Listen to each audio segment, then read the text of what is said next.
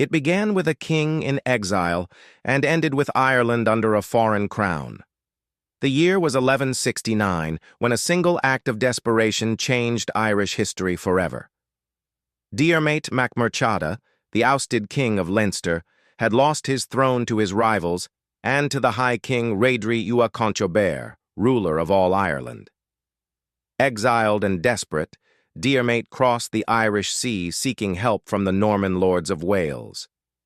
There, he made a fateful alliance with Richard de Clare, known to history as Strongbow, a Norman knight hungry for land, power, and glory.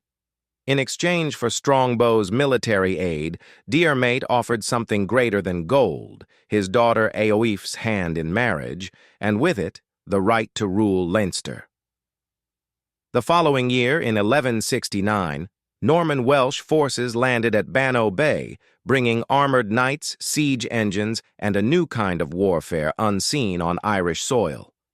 They swept through Wexford, Waterford, and Dublin, cutting through Gaelic resistance with ruthless precision. Diarmait reclaimed his throne, but at a terrible cost.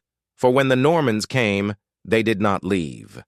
In 1170, Strongbow married Eowif mac Murchada in Waterford, sealing his claim to Leinster by blood and by blade.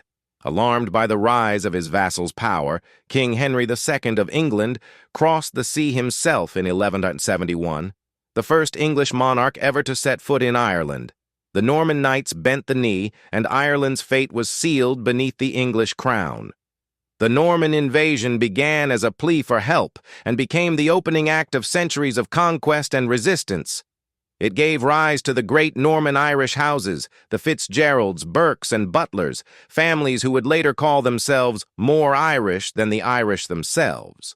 But it also began the long, unbroken struggle between Gaelic Ireland and English rule, a struggle that would shape the island's destiny for 800 years.